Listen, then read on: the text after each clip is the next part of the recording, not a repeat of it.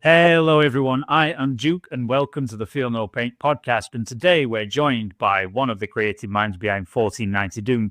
Now, I won't waste much time doing the introductions. I'll pass straight over to Eric. And if you want to introduce yourself, tell us a little bit about your journey of game development and who are Buer Games. Yeah. Okay. So my name's Eric Michael Robertson. I live in Utah in the United States. I grew up playing some Dungeons and Dragons, not a lot, but it piqued my interest. And then I, of course, love like Tolkien books. I read those as a teenager, so I kind of grew to love fantasy and those worlds. And then as I became a father, I wanted to do something with my son. I kind of got back into gaming and started looking up at what was cool. And I really fell in love with Rangers of Shadow Deep from Joseph McCullough. I think it's a brilliant game. I love the art. I love the quest, the aesthetic, the mechanics I think are super fun. Anyway, I started building terrain. COVID hit. I got really deep into like terrain, building castles and learned a bunch from like Luke APS, who doesn't do it anymore, unfortunately. And Jeremy from Black Magic Craft. I think his tutorials on terrain are fantastic. So I learned how to build terrain and build boards.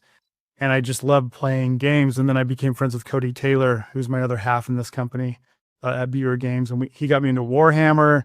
I started getting a Kill Team. And then I was playing Legion with some friends and Lunar from Black Site Studios. And we just loved games so much. And then we started going to Adepticon and we're like, what if we made our own game? And so last year we were driving home in a blizzard through Nebraska talking about what if we made a game? And so that summer is when I came up with 1490 Doom, like a month or two after that drive home from Adepticon. So Beur Games is me and Cody. And our first game is 1490 Doom. We have we have so many games in the lineup that we will be releasing. We've done a lot of development on those, but first off, we're just going to focus on 1490 Doom. So that leads quite nicely into the next question then. What is 1490 Doom? Okay. So 1490 Doom was born out of my love for retro futurism. In fact, I've got some posters in my studio. I've got Space Odyssey 2001 movie poster. But I love retrofuturism. I love the weird ships. I love all the space helmets. I think it's such a beautiful genre of art and fiction. And I also love medieval things like knights and fantasy. So I'm like, in what world could I put an astronaut helmet on a knight? Like what would need to happen for that? And so I thought, okay, so I just started I was building a terrain board, building a castle and just thinking. And I'm like, what if something poisoned the medieval world where they needed to build breathing apparatuses and they needed to escape something, and there's something catastrophic that was ruining the world. So there was this absolute necessity to breathe cleanly. And so although the breathing apparatuses aren't space helmets, they are helmets, or they're, masks with tubes with intestinal, bladders to help filter, or whatever. So I love that our community is just building all these crazy air filtration apparatuses for their warriors. But that's really what 1490 Doom is. It's a mixture of my love for retrofuturism and my love for fantasy, medieval fantasy, and it's just the melding of the two into this awful world that Doom warriors are trying to survive. I think one of the ways I've been describing it with people when they ask me, what is 1490 Doom, what's the game like? I've kind of said, well, if you imagine medieval knights meets a bit of Smash Bros, meets the end level of Worms 2 where the water's coming up to get you. And it's a bit like that, almost together on a 2 foot by 2 foot board, and they'll go, that sounds mad. But it is. But it's a fun game mechanic. Like, you're racing to the top of the towers and things, and you just get to bump people off or attack them so they can't get to the highest point. Anyway, we'll come back to that later. We'll talk about game mechanics when I get Cody on, and hopefully as we continue these explorations into the world. But you touched a little bit on what inspired the world. But are there any games that inspired the setting, or was it just sort of you look to, I'm not like once again, I'm not like I wasn't a huge gamer where I know all these games. I mean, what I love is simplicity. So I love a small board. I love playing on a work of art. So if I can get a beautiful piece of terrain that's like a diorama, like that's what I want to play on. I don't love neoprene mats with a couple like pieces of terrain. Like it's fun. I love big games like that, but I want to play on a piece of art. I want to play on a round board. It's something you can put on a coffee table. And it's like, oh, that's awesome. And putting like really cool miniatures on top of that really just gets me excited. I saw one of the intro videos that you did with you and Cody where you're explaining the gameplay mechanics. And I think it was Cody that came up with the round board. And there wasn't much of a thought process behind it, like you say, other than it's just this snapshot of one very small part of the world, and it is just about playing in a piece of art. And it's about having that enjoyment of.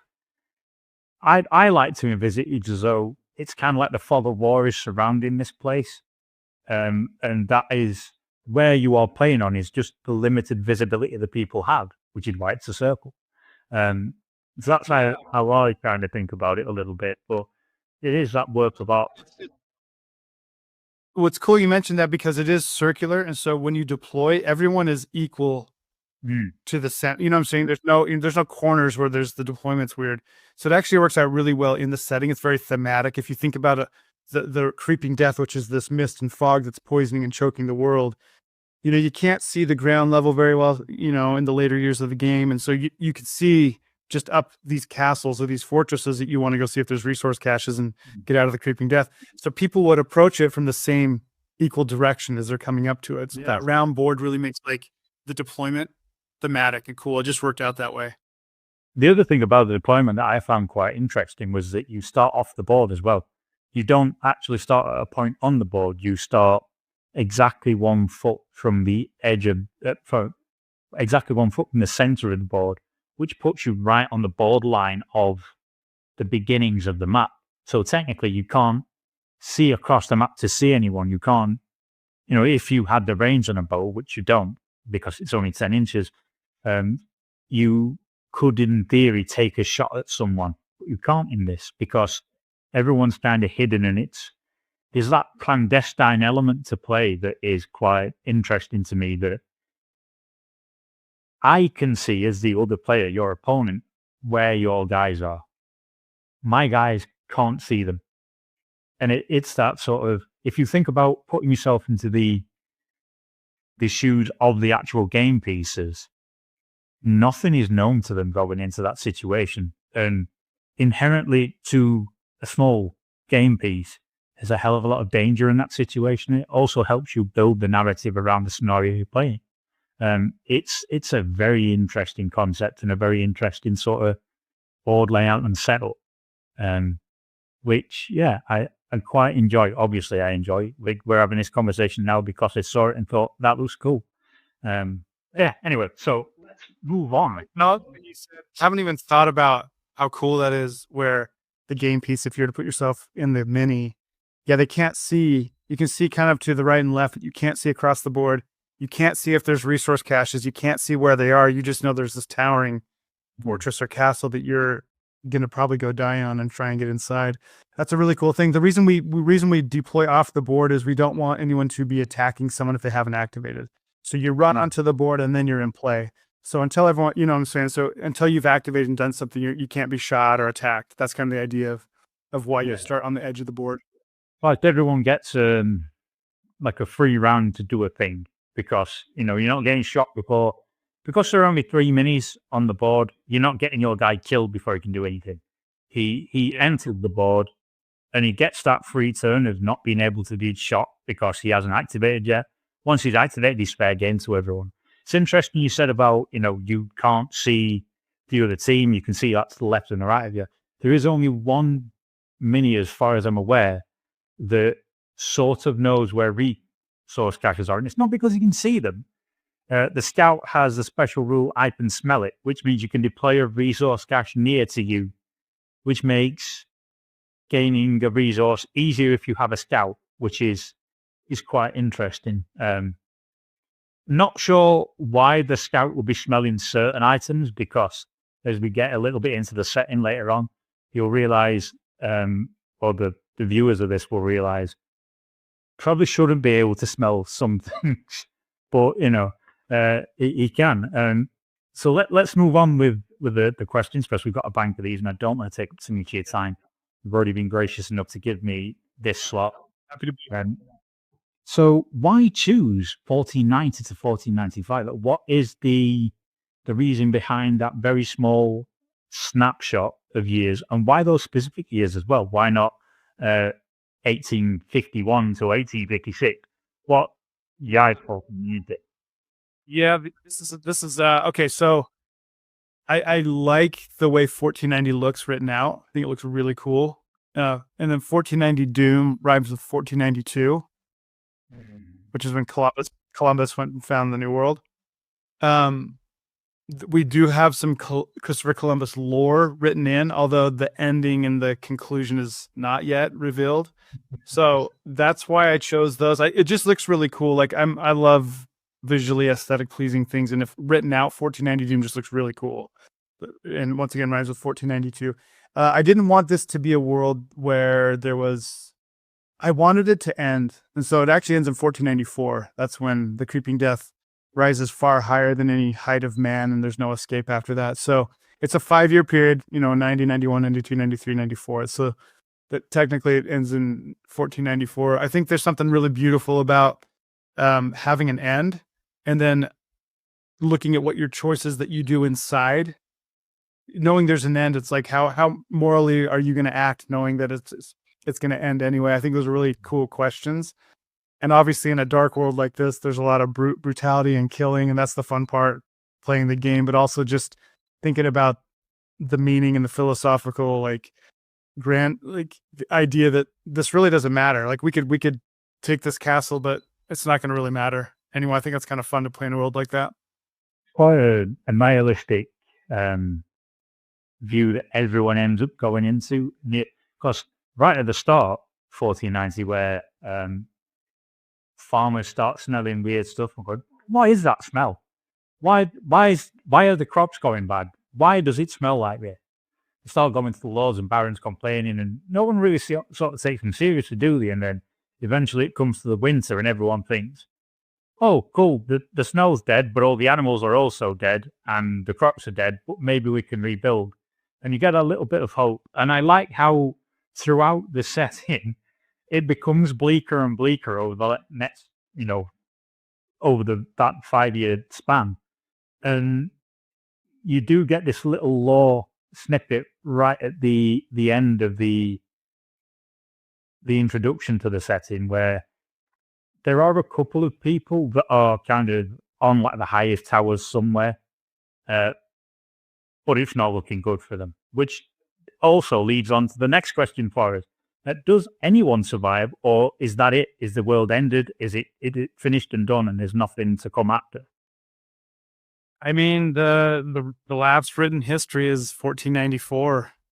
I don't know. I mean, I don't really like putting pins in I don't even say what the creeping death is. I mean, like the religious leaders of the day use it as they say, it could be the second flood of God, mad at the sin of the world. So, I mean, the last testament, the last known written thing is 1494. So, yeah. I mean, that's what I think I should say. So that's sort of killed the next two questions, to be honest. I think you sort of answered them, because one of them was, is the setting hopeless? And the other one was, what caused the creepy death? And you sort of just said, you're not explaining the creepy death. And it's a second. How much cooler is it if no one knows what it is, right? I have cool theories that I've come up with. I mean, but I think it's just so much.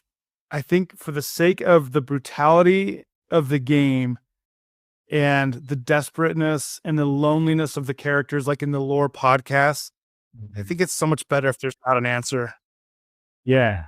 I do agree with you there. And that question about whether the setting's hopeless, I did a video on the Doom companies a couple of days ago, and the setting itself is hopeless. Like, there's nothing that comes after, in at least from what I've seen in the lore that I've seen so far. But there is kind of like that little bit of personal hope, individual hope that, like we were saying a minute ago, people kind of think the worst has ended in 1491. Then they realize it gets much worse because the Creeping Dead actually comes out of the earth in the beginning of 1491, and it progresses over 1492 to become what are known as the Years of Desperation. So I feel like there is a personal level of hope for each of the characters where they think, and in the lore series, we won't go into too many spoilers on that because I think it is a really nicely narrated lore series. It's been well put together, and I think people should go and check it out on your channel. But there are little snippets of, this collective of people are doing something over there that might mean we can outlive this, we can outlast it. So people set off on these journeys to go and find a thing, or someone saw in some old university documentation that there's a little bit of someone knew that the Creeping Death was coming, or there's a hint that someone knew it was on its way. So people got prepared. Well, if they knew that, then maybe they know a way out. And, there's all that sort of journey that goes on. I'm going to I've concluded in my mind, but I have the very last episode of The Last Night of Rothenburg that I know it's going to happen. I still have to write it, but I've gotten, I think the 9th one. Oh, I just released the 9th one. Yeah, that went out 2 days ago, and I'm a few episodes behind, so I haven't seen it yet. Oh yeah, you don't know. But okay, so there's going to be 10 episodes in each story. I'll do more stories, but I don't think I'm going to go beyond just 10 chapters for each book. So we're at the conclusion of I've written the Adrian one that will come out next, and then the final one will. Yeah, I'm excited for people to know what they think, if they're going to be mad at me or if they're going to be okay with it. Okay. See, I have a theory. I think I know where it's going, but again, we can talk about that privately. We'll not mention it here because I don't want to spoil anything for anyone. So going back to the questions we've got, could we see guns in the game, like single-handed, single-use firearms? We know the game takes place in 1490. We know in our own world history, because it is more or less tracks with that. China had been developing quote-unquote firearms a few hundred years before that. So there are some knocking around at the time. Is that something we could see? Yeah, I can confidently say yes. In fact, our first expansion will have something along that line. So what I love, and I didn't even try, but like 1490 Doom, because it's set in historical fiction in the world, and it doesn't take place on just one spot, we can expand anywhere. We could go to Arabia, we could go to China, Japan, the Iberian Peninsula. We can pull, and I'm telling you right now, we've already had plans to do regionally based type warriors that were historically accurate to make more of a faction type thing. So that's as far as I could say. But yes, of course, if it existed in 1490, it will eventually be in the 1490 realm. But also, like, I love when people kit bash and they want to give someone a little hand firearm and treat it as a crossbow. I mean, I don't care if they do that. If they want to treat it as the current rules, there will be rules for updated weapons, but it's not like people can't kit bash their own thing right now. Yeah. I quite like the idea that somewhere someone is messing around with like some sort of firework launcher just to knock people off of walls and throw them into the Creeping Death. I think that'd be quite cool. I think people will get a kick out of the first expansion, the first one that will come out probably summer, fall. Yeah, it seems to be a lot of fun. Okay. So, going on from that, then, do you, of the current models at the moment, I know we've had the core set, and then we've got the Last Night of Rothenburg, the full Rothenburg expansion, which brings in Knights and Wilhelm and Berengar. Do you have? I think I might know the answer to this, given your answer to something earlier on. Do you have a favorite unit and why, or would you like me to tell you what I think your favorite is first? No, you think? I think it's the Scavenger.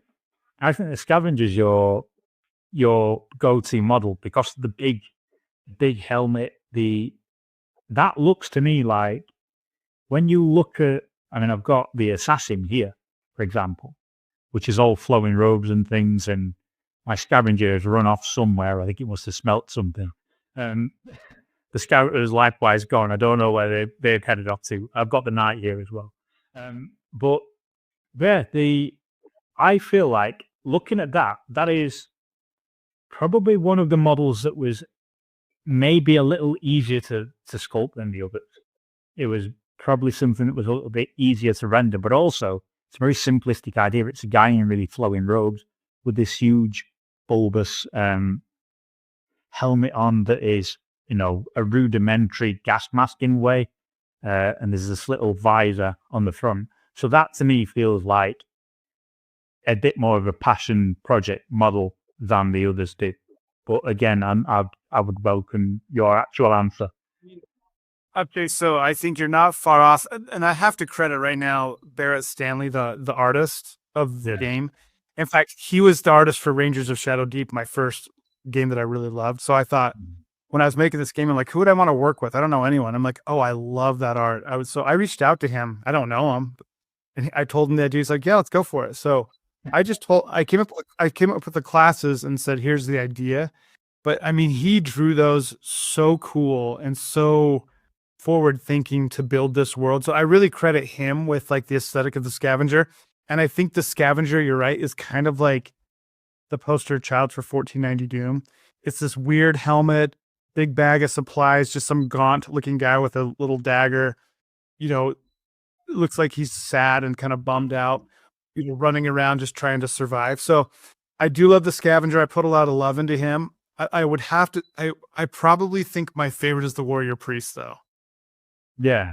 See, I quite like the knight and the brute for me. And I was just trying to pick up the scavenger then and nearly knocked off all my notes off the table. So I'll leave him there.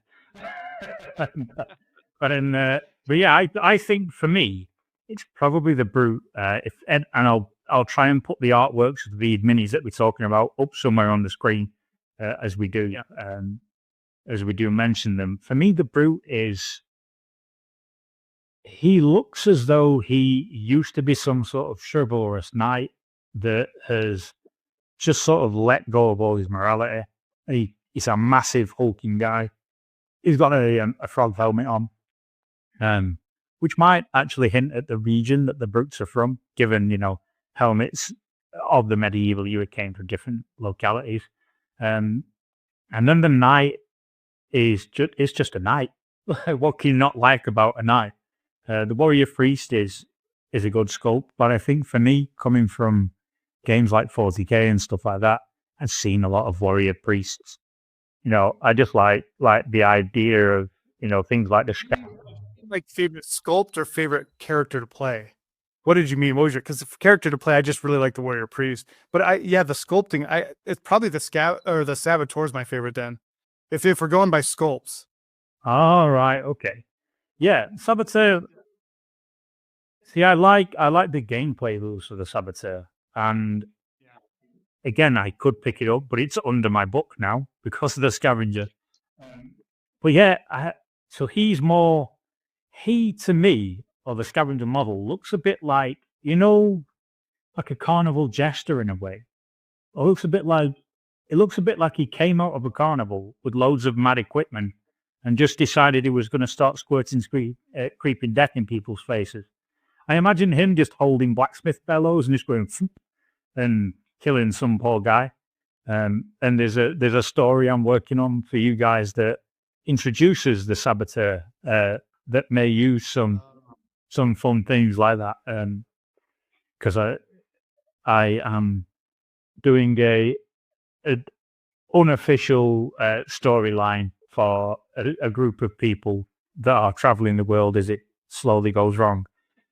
So look out for that when it comes out. The first one I sent all the draft over of the guys fighting up a castle, and I think that one is something that I'm going to really develop a little bit more.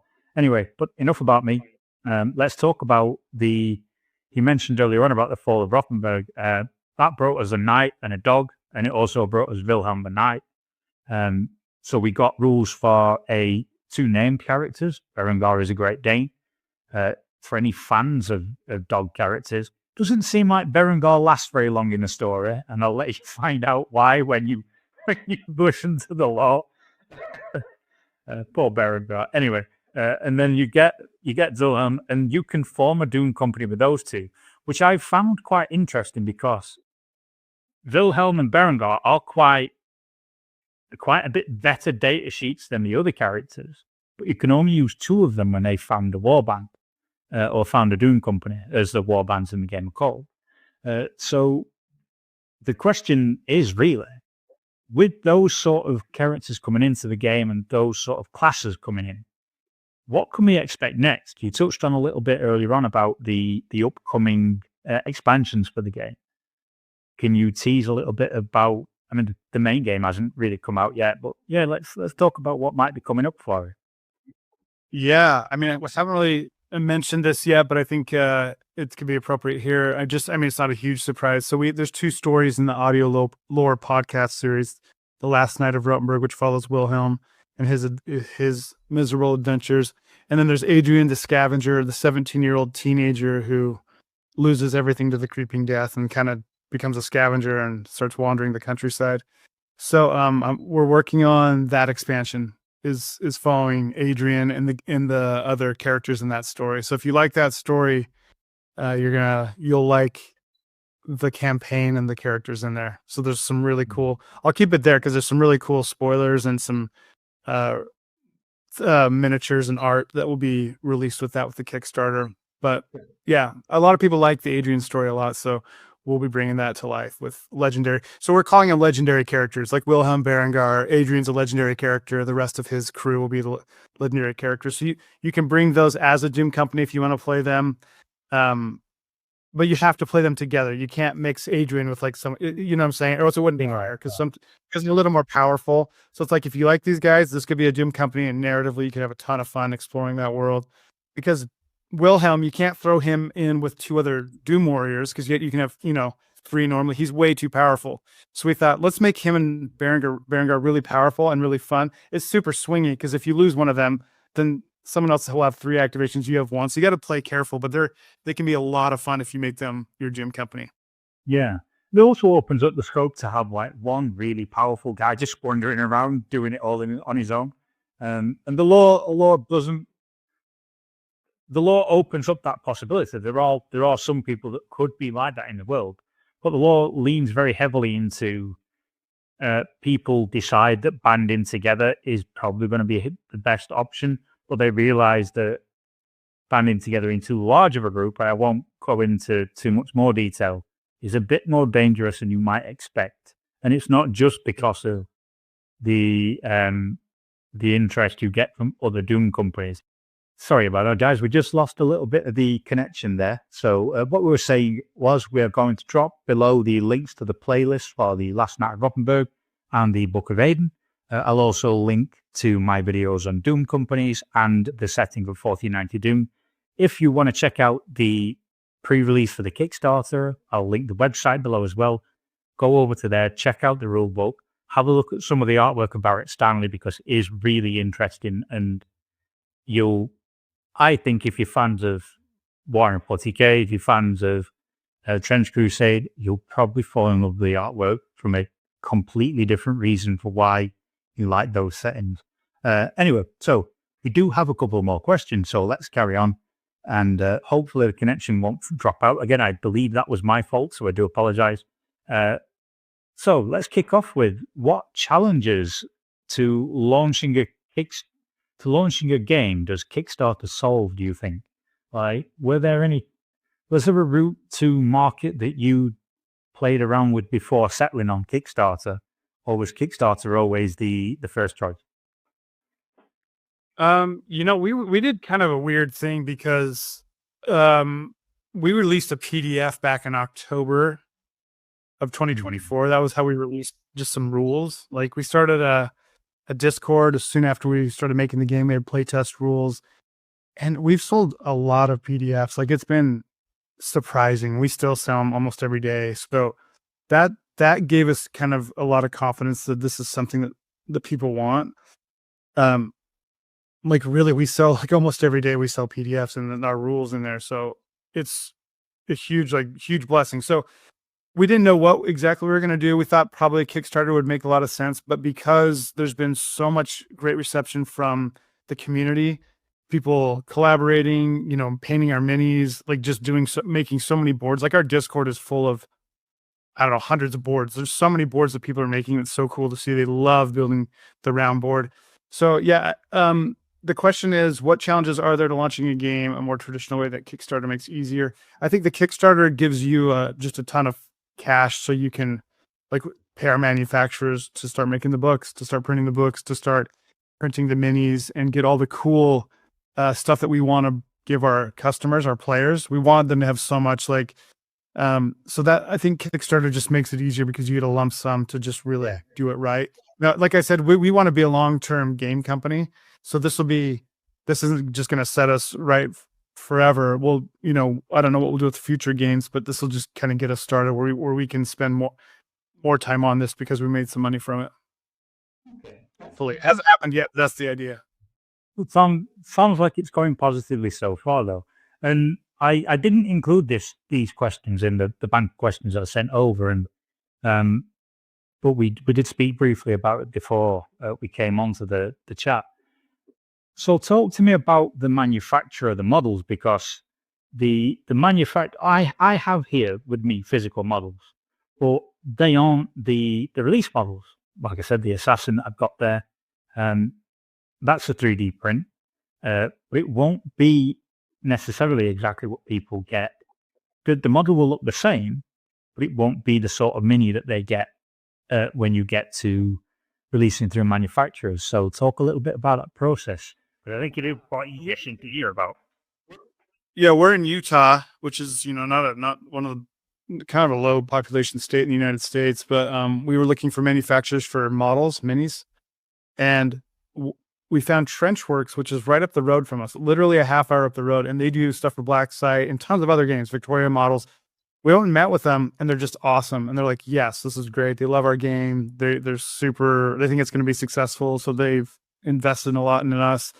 And we paid them to make some molds. We did a special Adepticon metal warrior priest. We won't do metal except maybe on special occasions, but we did that one. And then they do plastic. They do Cyocast. So our minis will be plastic, but the hands and all the weapons will be 3D printed resin.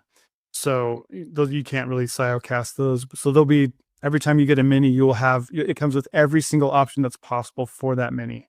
So people can totally customize whatever look, if they want a shield or bow or whatever can come with it. So we really like that. We want to give our players as many options to really make their Doom companies unique to them, what they love. So I just feel so lucky that Trenchworks is literally up the road, and we can go visit them and we can see how our stuff's being made. And it's just like such a cool thing. Yeah. I when we spoke about it, when you were talking about how you will actually have physical plastic minis, but there's that mixing of 3D prints as well. I found that quite interesting because it opens up a whole heap of doorways for digibashers and kit bashers to go, right, well, if I print basically one build plate off of arms or hands or this weapon, that weapon, 2-hand weapons, single hand stuff, a couple of shields, I mean, you'd be sinking a very small magnet in, but you could potentially continuously kit bash between all your minis, and you've got this Doom company that will last you quite a long time just after a couple of different purchases. So it's quite a cheap entry point to get into. The board's small, the game's very narrative, the minis aren't, there's not a huge necessity. You don't need 200 minis, you need 3. Yeah. So they can also be really really customized and really individual to you. The other thing that I like about them is because there is a limited amount of minis per Doom company, painters and people that are a bit more inclined to spend that extra time on a mini can actually have some artistic license to go, okay, well, this guy, he's from this area of the world. He's been this guy before. He's done this.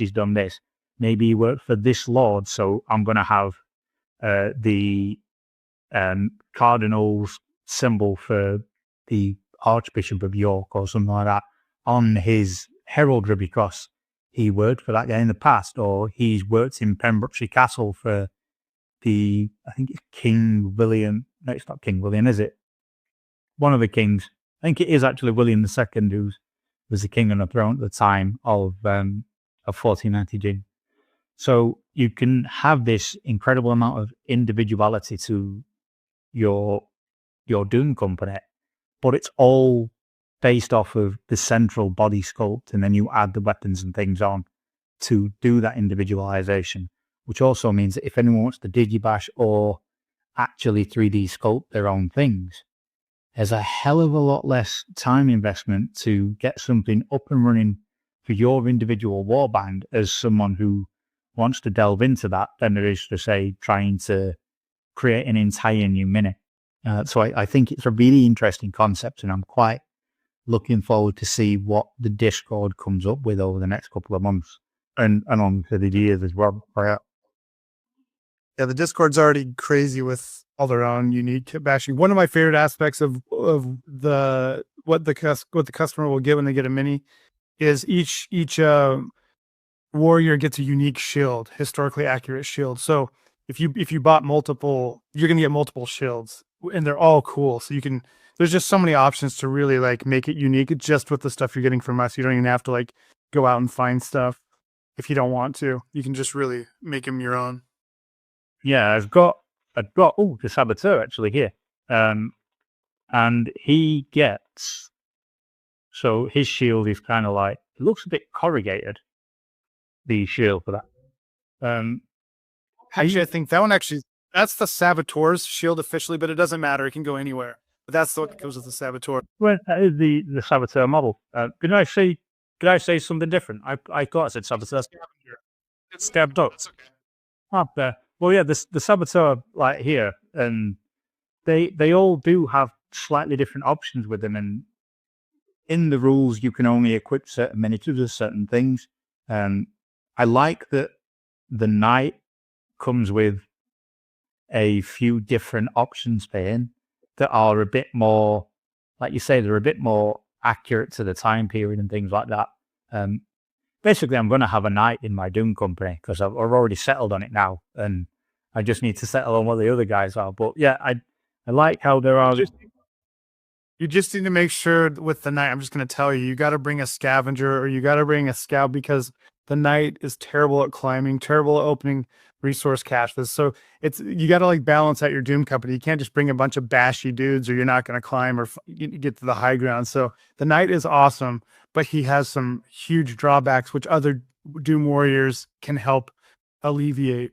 So this is one of the things that I was going to mention as well. So I quite like the Knight. I also quite like the Boot. But if I just took those, I've got a very low skilled list, and skill is a massive mechanic. Yeah, they're slow. Skill's a big mechanic in the game as well. So you have to be able to climb up things. If you use the grappling hook, you have to roll a skill test. Well, unfortunately for the Knight and the Brute, they are skill 5, I believe. So you have to roll a 5 to get. They're terrible 6. Yeah. So, but the Scavenger, I believe, is the most skillful of the Doom Warriors. And everyone else falls around the 4 mark as the average. And each one has unique special abilities. I know the Assassin's pretty much a glass cannon. If you take it, you need to kind of protect it. But you can strike out at that opportune moment to deal a massive amount of damage and hopefully kill something off the board, take out the key piece of someone's, or stop them from getting the high ground by just murdering their guy. And the Assassin can use some ranged weapons. It can also use some close combat weapons. So there is scope in that to kit bash around with it and play with a loadout that you might find useful. Each one of the Doom Company's warriors really seems to support another, but they also support a certain play style. I believe in a game I saw you and Cody play, I think he had an Assassin, a Scavenger, and a Scout. So they're all really fast, all really skillful.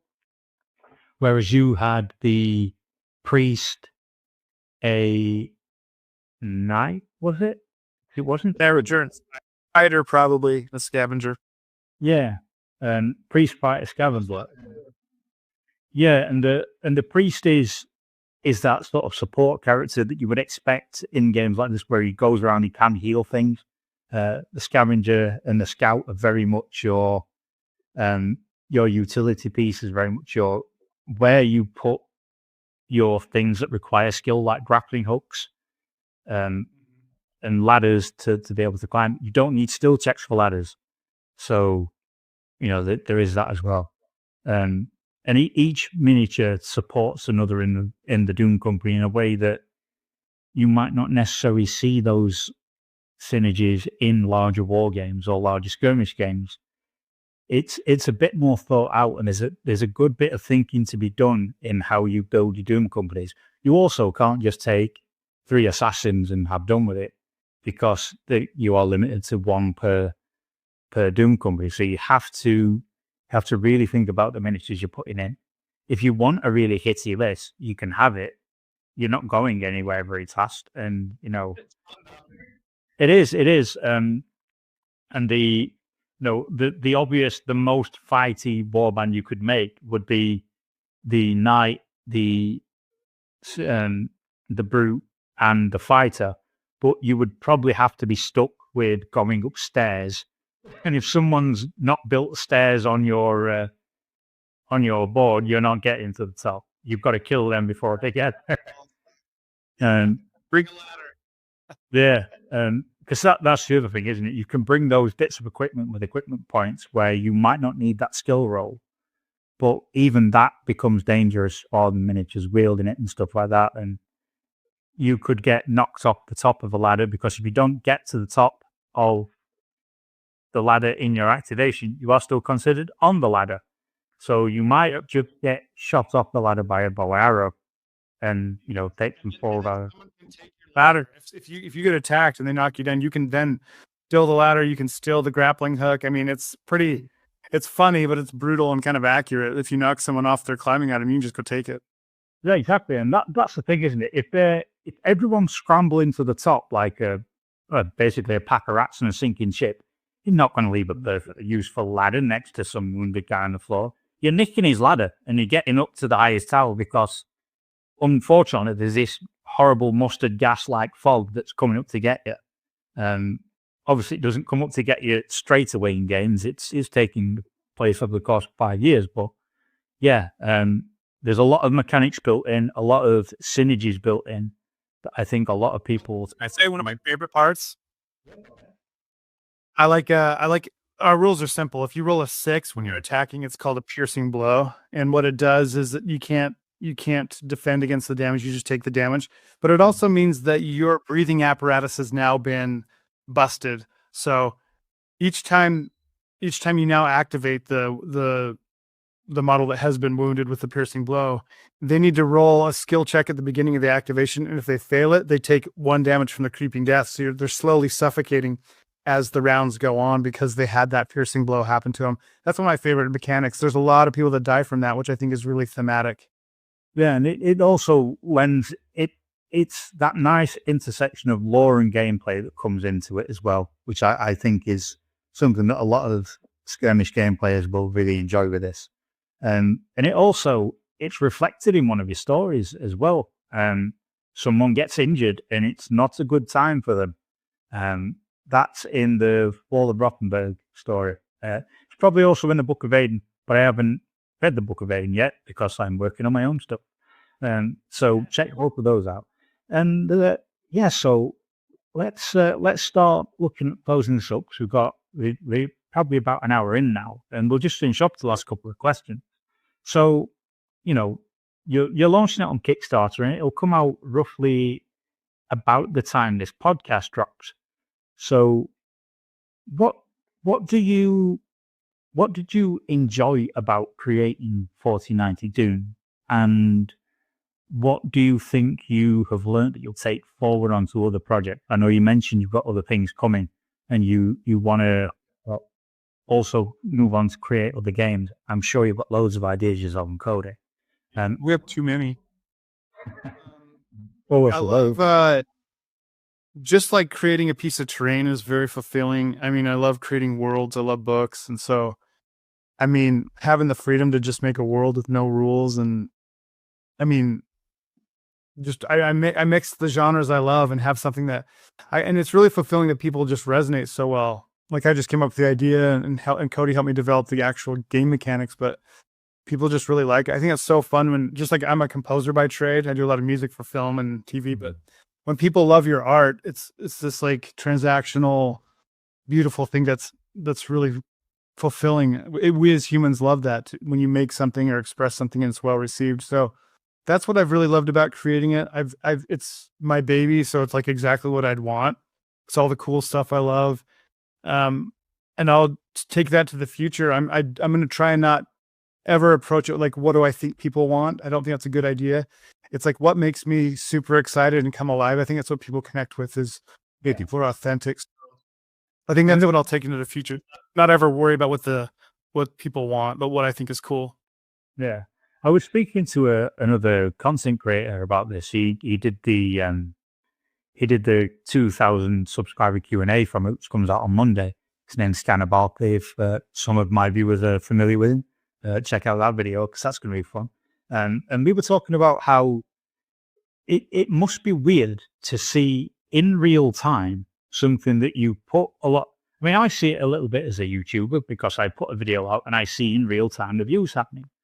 But you're very shortly going to see in real time the amount of people coming to the game that you haven't interacted with yet. There are a number of people in the Discord. There are quite a few of them. But I came to the 4090 Doomverse through a Facebook ad. And there will be a number of other people that are sitting on 1490 Doom waiting for this Kickstarter. And I think then when the reality seats in of actually how much reach this has got and how many people are talking about it, it's going to be an exciting time to see it grow in real time.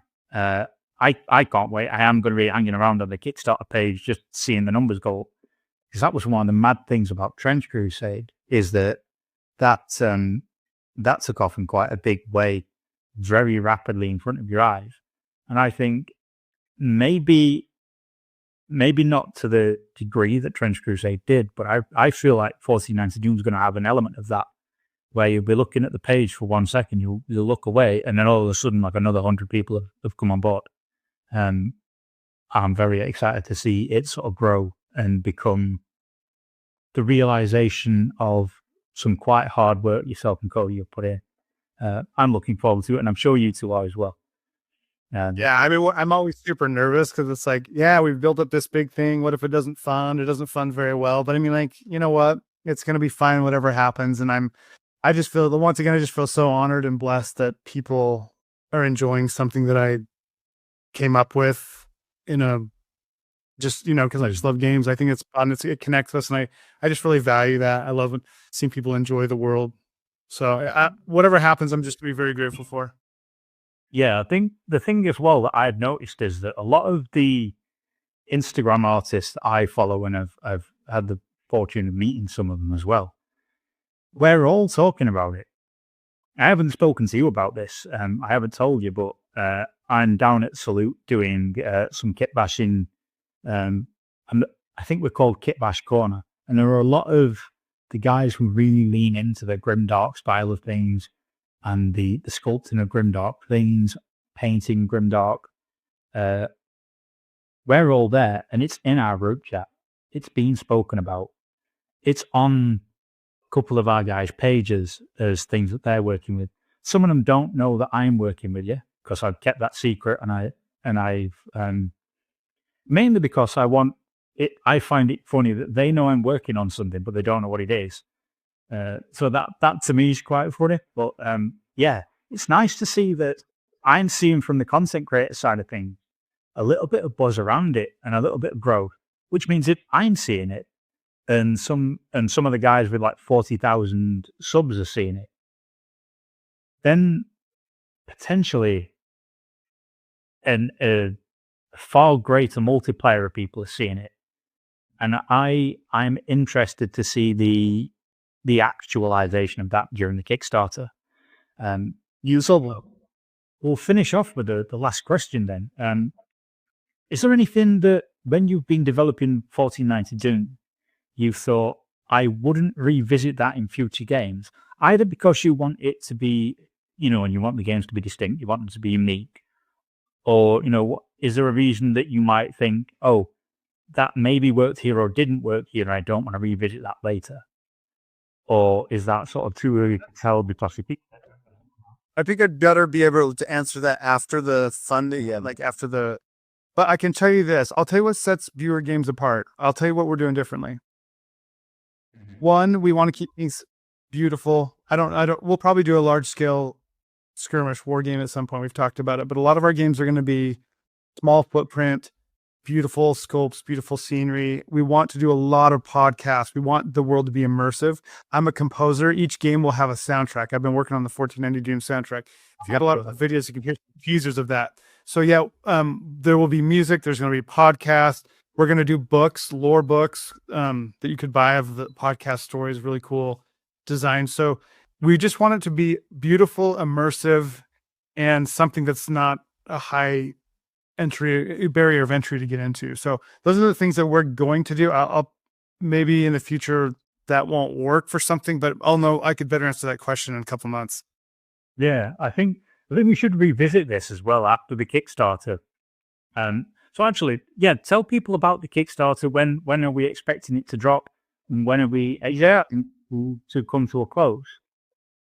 So I haven't told anyone because we just decided this officially this morning, but we're going to go with Gamefound. We're not doing Kickstarter.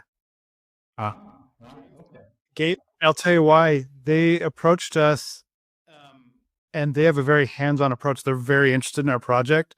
Mm-hmm. And they've been awesome. They've gave us an incredible deal. I can't say all the things they're going to do, but they're really going to put us forward. And what's one thing that's important for us is we want to build an ecosystem where we can have a home where we can reach our audience. And Gamefound does that very well, where they do fulfillment and they're very good at the EU, and they do all the VAT and all that kind of stuff very well. So we're going to try them and fulfill with them. And then we can, as more games come out, we can update and just be in really close contact with all of our backers. Whereas with Kickstarter, it's really great because a lot more people might potentially see it. But we'd have to go with either another fulfillment company, and then it's we didn't make a real home there. So we really weighed the options of potentially having more people see it, or go with someone that's really going to kind of hold our hand and support us and build a really big ecosystem somewhere. So we're actually going to go with Gamefound. We're not doing Kickstarter, but Kickstarter's synonymous. It's crowdfunding, Well, so right up until this conversation, I didn't know that. And that is as a surprise to me as it is going to be to the viewers as well. So what we'll do is I think we'll drop this a couple of days before everything goes live on Gamefound. And I've got a number of shorts coming out that are going to show you some of the miniatures and some of the sculpts. I'm going to be reviewing the sculpts, but bear in mind the sculpts that I will be reviewing are 3D prints. They are not necessarily indicative of the models that you're going to get, but everything, the details, the actual sculpt itself will be the same. It's just the medium's going to be different. I'm excited to see this develop. I want to see it grow. Obviously, I know you do as well. It's, but yeah, it's going to be an exciting game, I think. I think a lot of people will resonate with it for probably the same reasons they resonate with non-GW IPs and the sort of smaller indie games. But yeah, I think the last thing I need to say is, thank you for coming on today. Thank you for speaking about the game. I can't wait to have Cody on to talk about the game mechanics, because I think that will be a conversation when we can go down a rabbit hole on. I've been in wargames for about 25 years, I think I worked out the other day. And there were a lot of interesting mechanics in this. So I'm looking forward to seeing what people have. He's a specialist with that. I don't think I fully answered your question. So we're thinking April 29th is the kickoff. So a lot of it depends on our preview page, which we'll be launching in a couple of days, to see how many followers we get. Once we hit the right amount of followers on Gamefound, then it's then we'll do it. So that's tentatively is April 29th is the official date. But yeah. But yeah, I would just encourage people since this is coming out before then, it'd be a huge favor if you followed the link to the Gamefound, click follow, and then just you'll get the updates from us. And then when it launches, it's really important to, it's best if it funds the first day because everyone thinks it's so exciting. And then we can our stretch goals. I'm so excited for our stretch goals. We can talk about it another time, but they're so freaking cool. Like, Yeah, just because I want to give those to the world, I want us to hit all those because it'll just make the game so expansive and so big and beautiful. I think the other thing as well is that the nice thing about the stretch goals is once you hit a couple of them, there's that demand beyond the expectation of what you set out. So it also gives you an indication to forecast for the future. But that's business talk. We'll leave that for another day. Is there anything that you want to say before we end up and wind up the podcast? No, aside from thank you so much for your interest and sharing, and I always say thanks for spreading the gospel of doom. So thank you for doing that. It's such a fun world. I love connecting, and I think you're an awesome guy. So just thank you for hosting me and sharing this. I really, really appreciate it. It means the world to me. Oh, well, yeah. Thank you for coming on. For all the viewers, if you want to comment below anything, ask any questions about the game, I'll try and get back to you as best I can. Also, we will be having the other half of Buer Games, Cody, coming on to talk about the game mechanics. So if you've seen the game, if you've had a look on the sort of pre-sale page that's coming out in a couple of days, and you've got some questions, drop them below because they will be in that next episode. Let's start a conversation in the comments about this game because I think it's going to be something rare. Definitely how to jump in and ask questions. All right. Well then, with that, thank you all for watching. I'll see you all soon.